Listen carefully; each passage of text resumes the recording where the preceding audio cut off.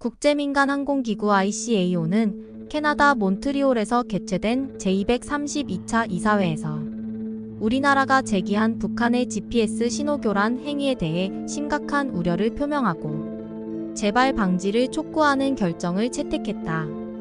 아울러 ICAO 이사회 의장 명의의 서한을 통해 북한의 근본 결정을 통보하기로 했다. 국제민간항공기구 인터내셔널 시벌 에이비에이션 오거너제이션 ICAO는 국제민간항공의 안전과 발전을 도모하기 위해 1944년 12월에 채택된 시카고 협약에 의해 설립된 UN 산하의 전문기구.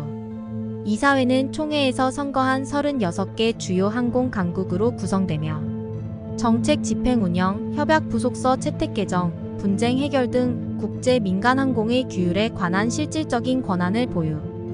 국제 민간항공의 안전과 발전을 도모하기 위한 UN 전문기구인 ICAO가 GPS 신호교란 행위의 주체로 북한을 명시적으로 지목한 것은 근본이 처음이며, 이는 GPS 신호교란이 자신과 무관한 듯 행동해온 북한에 대한 엄중한 경고로 볼 수 있다.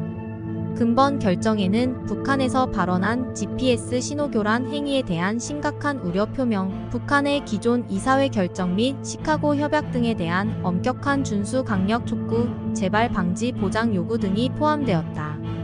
2012년, 2016년에도 북한의 GPS 신호교란 행위에 대한 우리의 적극적인 문제 제기, ICAO 이사회가 우려를 표시하는 결정을 채택했으나 행위 주체가 북한임은 명시.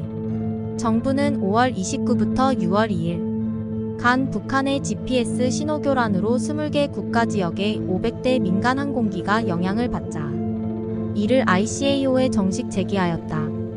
특히 우리 정부는 근본 행위가 2012년, 2016년의 이사회 결정에도 불구하고 반복적으로 국제 민항 안전을 위협한 것이라는 점에 대해 심각한 우려를 제기하고 ICAO 차원의 조치를 촉구했다.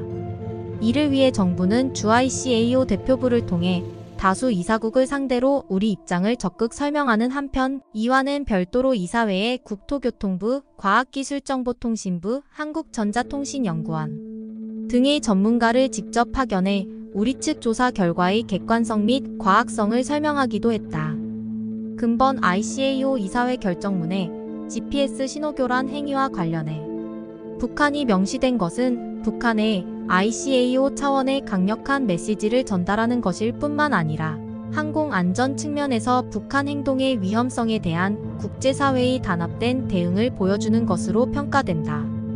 정부는 앞으로도 북한의 행동을 예의주시하면서 GPS 신호교란 행위와 같은 도발에 대해서는 국제사회와의 협력하에 엄중하고 단합된 조치가 이루어질 수 있도록 지속 노력할 예정이다.